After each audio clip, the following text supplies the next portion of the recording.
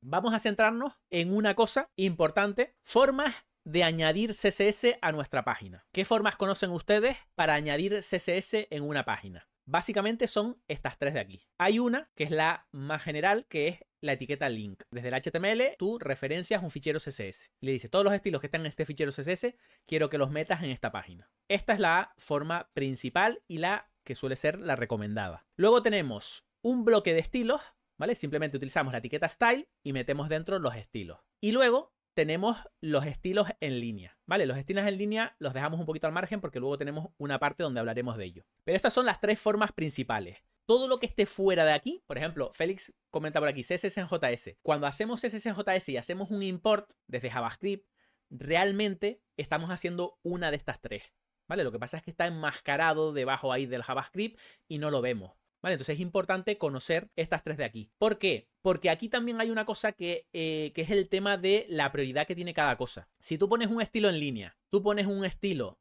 en un bloque style o pones estilo en un fichero CSS externo, tienen diferentes prioridades. Y es una de las cosas que vamos a comentar ahora. Entonces, antes de meternos con eso, ¿saben lo que es un conflicto de CSS? Si vamos a las siglas de CSS, tenemos CSS. ¿Alguien sabe lo que significa la C?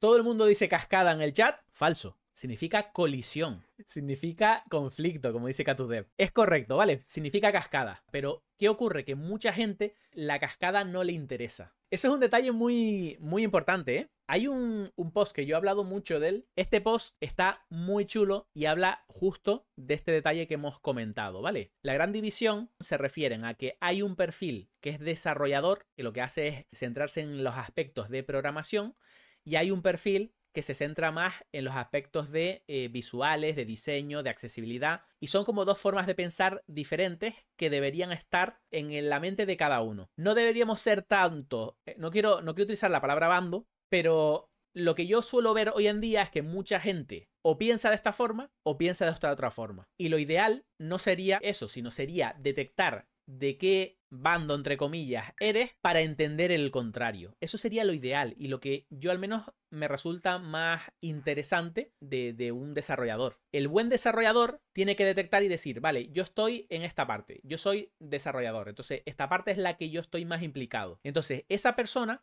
tendría que centrarse mucho en esta parte de aquí y comprender los problemas de este punto de aquí. Y si alguien es de esta parte, de la parte de diseño, de la parte de accesibilidad y demás, tendría que centrarse en entender lo que ocurre por aquí, ¿vale? Lo digo porque en el mundo del diseño, sobre todo en el mundo de CSS, tienes que saber de las dos. Y cuanto más información tenga de las dos, mejor. Entonces, intenten siempre tener eso en cuenta.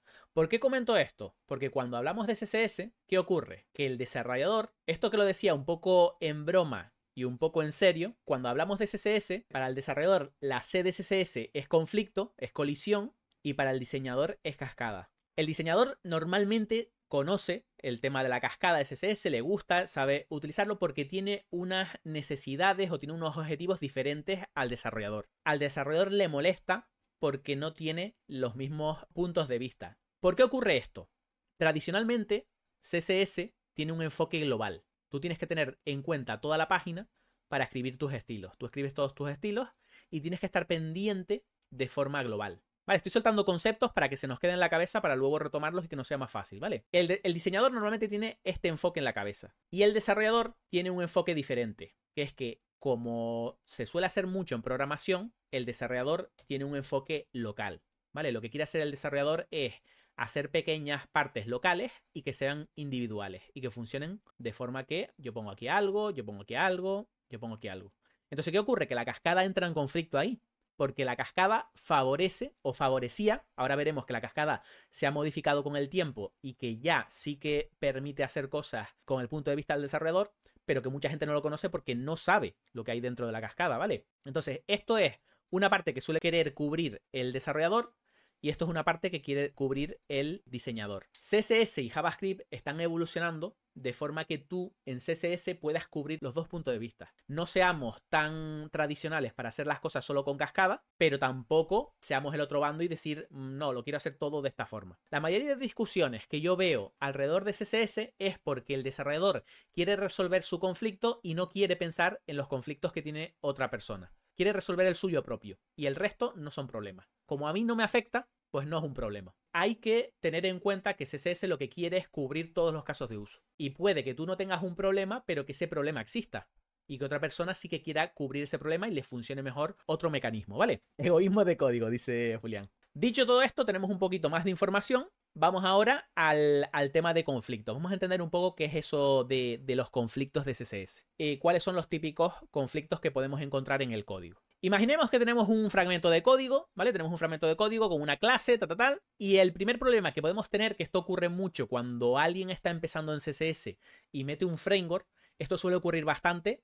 Voy a decir el caso concreto y mucha gente en el chat va a decir, a mí me ha pasado. Yo he pasado por ahí, mans. Yo he pasado por ahí. Si nosotros aplicamos el mismo estilo, fíjense que tenemos este código de aquí. Un texto con clase texto. Entonces yo le voy a dar estilo a esta clase. Entonces imagínense que yo le estoy dando estilo a esa clase desde este fichero de CSS, desde esta parte y desde esta parte, desde los estilos en línea. ¿Cuál es el que vence aquí?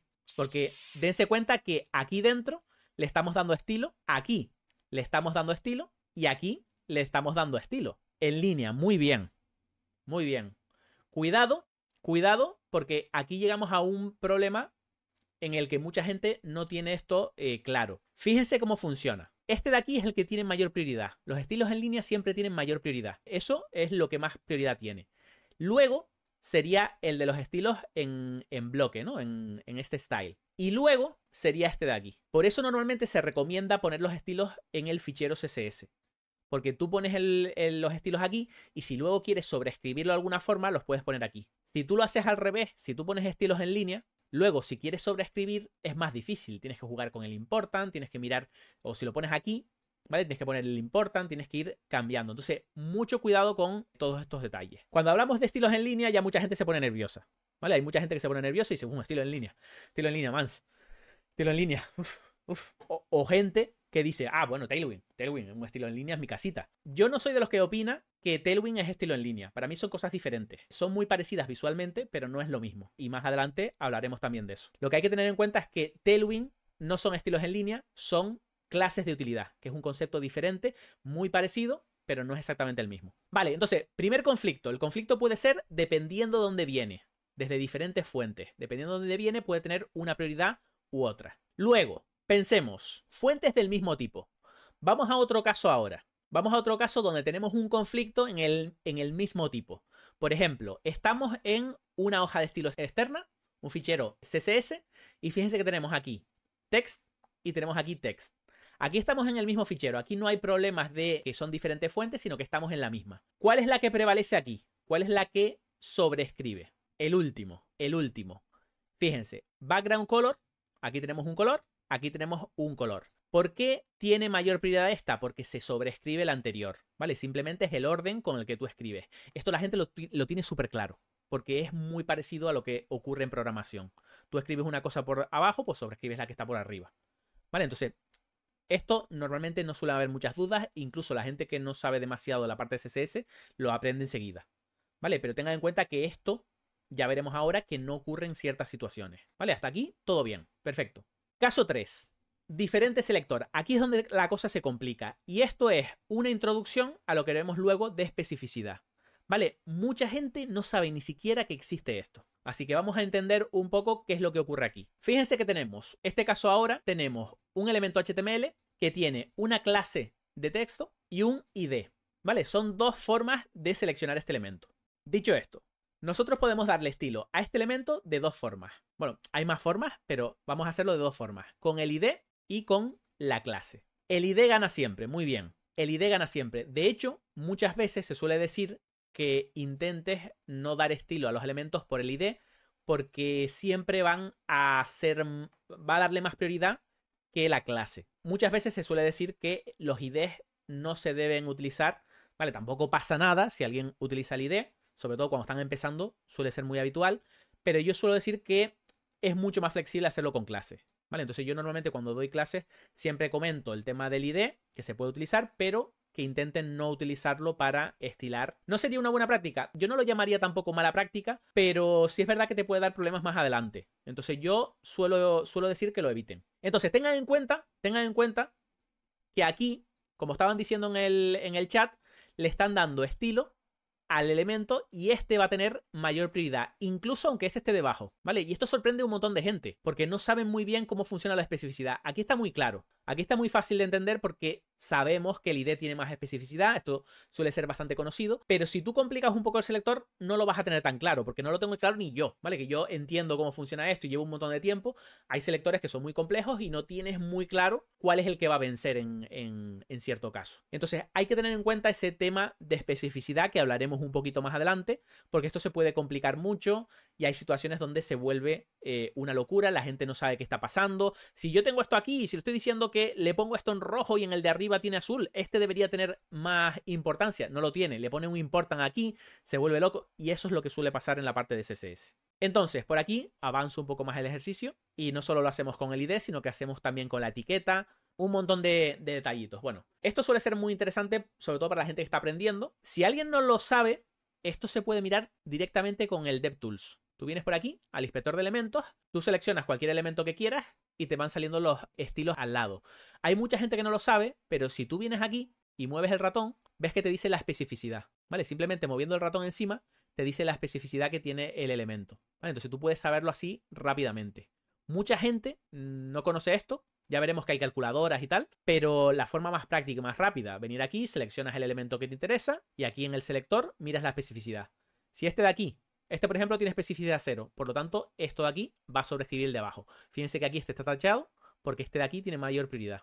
Ok, entonces, la excepción a todo esto que hemos comentado. A ver, alguien puede estar empezando en CSS que el important lo conoce desde el minuto 0. Si alguien aprende CSS, el important a los 2 segundos ya sabe cómo usarlo. Es tan odiado como amado. Yo suelo decir lo mismo de siempre. El important en general no se debe utilizar, pero hay casos de usos donde sí es necesario.